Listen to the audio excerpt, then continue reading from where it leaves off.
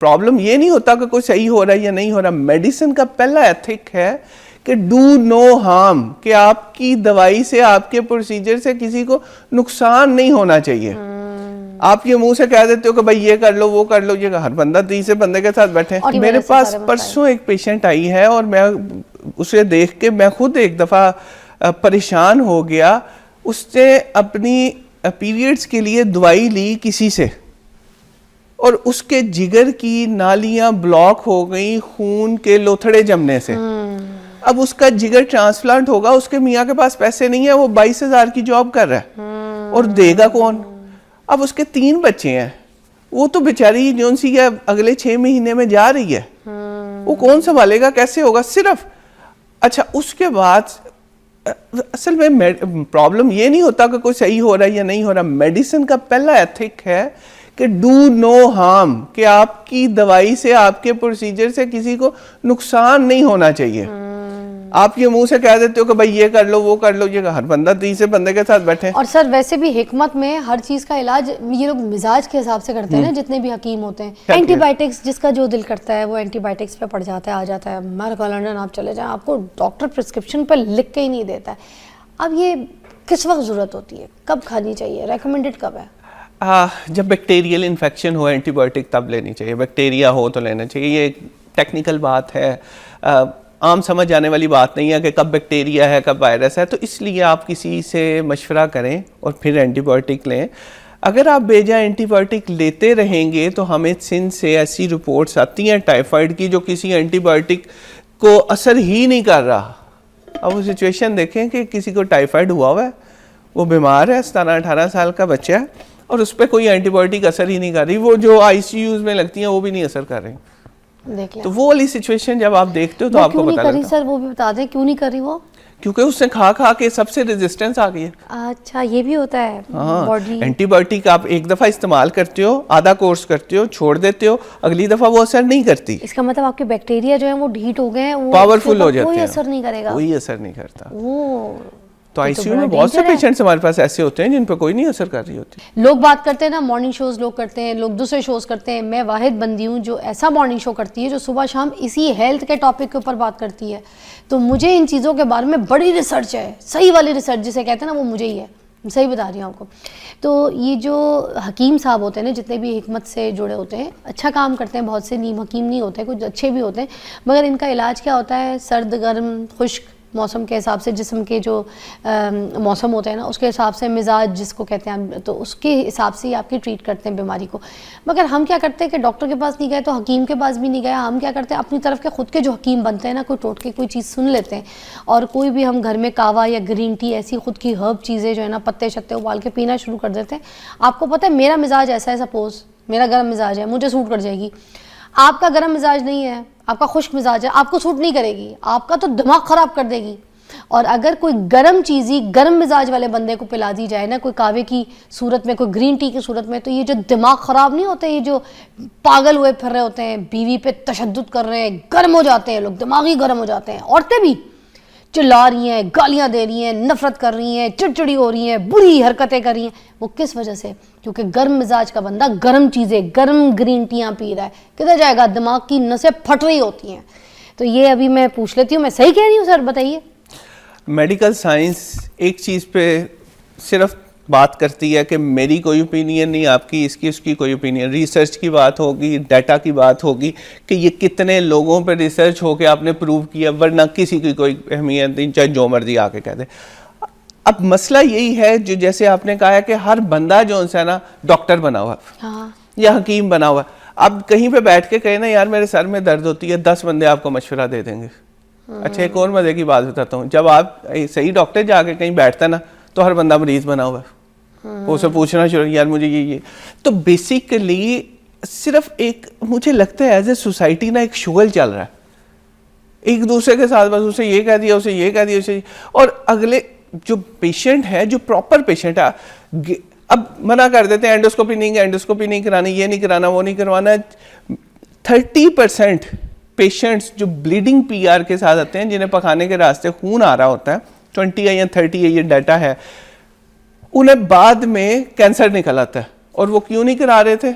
मैंने ये इस पे टॉपिक पे बात की तो मुझे एक आदमी ने बताया कि मेरी बीवी को ऐसे ही था, हम 6 महीने इंतज़ार करते रहे, 6 महीने के बाद पता लगा जी उसे तो कैंसर है और वो जिगर तक चला गया हुआ। तो बेसिकली एक क्यास मचा हुआ है, कोई किसी एक प्रॉपर डायरेक्शन में कोई है ही नहीं। हम किसी को कहते हैं तुम कोलोनोस्कोपी करवा लो, वो कहता है अच्छा नहीं तो यार ये तो पैसे बनाने के लिए कर रहा है। तो इसलिए आपने बिल्कुल सही बात की कि खुद से अपने, अब मुझे ये बताएं कोई आप मेकअप बेनामी या अनब्रांडेड लगाएंगी मुंह के ऊपर? कभी भी नहीं। तो जिगर को क्यों आप उस तरह की फकियां दे रहे हैं? जिगर को क्यों जड़ी बूटियां दे रहे हैं? हमें ये भी पता है कि हांडी में ये जो हर्ब्स है, ये मसाले जाते हैं, अगर ज़्यादा डालेंगे तो ऊपर नीचे जायका भी ख़राब हो जाएगा। तो जो डायरेक्ट आप पानी के जरिए या फक्कियां डाल डाल के पी रहे हैं, वो आपका हाल क्या होना है? और भाई आप कपड़े नॉन ब्रांडेड नहीं पहन रहे, आप अब मेकअप अपना सही इस्तेमाल कर रहे हो, बाकी सारी चीज़ें दवाई के मामले में किसी अब पता नहीं वो उसमें जहर किसी ने मिला के दे दिया है। अच्छा डॉक्टर साहब, इससे पहले कि प्रोग्राम ख़त्म हो जाए इसके बारे में ज़रूर बताएं कि जो सब्जियां पानी में काट काट के डाल के सारा दिन जो जग भर के पी रहे होते हैं, सारा दिन पानी ख़त्म हो गया, उन्हीं कटी हुई सब्जी में और पानी डाल दिया और कह रहे हैं डिटॉक्स वाटर है, डिटॉक्स। तो ये सही बस ऐसे ही बात नहीं। हाँ पानी है, पानी पीना चाहिए, पानी से चलो इस बहाने अगर पानी पी लेते हैं तो वो फायदेमंद है। चले मैं इस बोतल में हल्के से लेमन स्लाइस काट के डाल देती हूँ, मुझे एक फ्लेवर आ जाएगा कि पानी का टेस्ट सही नहीं है तो मैं फ्लेवर पी लूंगी। यहाँ तक बात मसला नहीं है, चक्कर का है ये, कोई डिटॉक्स नहीं है। मुझे दुबला भी कर देगा, मुझे खूबसूरत भी कर देगा, ये खीरा पानी में डाल के मुझे हसीन कर देगा, ये फायदा दे रहा है सर? नहीं, स्किन के लिए सबसे अच्छी चीज है पानी, वो आप पानी पी रहे हैं, अगर डिटॉक्स है नहीं है उससे कोई फर्क फ्लेवर चेंज कर सकता है थोड़ी बहुत, मगर खीरा क्या आपका फ्लेवर चेंज करेगा? मुझे समझ नहीं आता। चुकंदर क्या फ्लेवर चेंज करेगा? ठीक है, गाजर क्या फ्लेवर चेंज करेगा? डिटॉक्स डिटॉक्स डिटॉक्स, है ना? नहीं ये बस ऐसे ये सिर्फ और सिर्फ लोगों को ध्याने लगाने के तरीके हैं। हाँ, पीच काट के डाल दें तो लेमन काट के डाल दें, तो ये डाल दें वो डाल दें। अच्छा, अब बॉडी को डिटॉक्स करने का ये समझ जाएं कि ये डिटॉक्स आपका लिवर करता है। बॉडी को डिटॉक्स करने का काम लिवर का है, ये बात समझ जाएं। पानी डिटॉक्स, पानी आपके लिवर को कैसे डिटॉक्स करेगा जिसका काम ही लिवर का है? आपके गुर्दे आपकी बॉडी को, आपके जिस्म को, अपने बाकी ऑर्गन्स को डिटॉक्स करते हैं, ये समझें।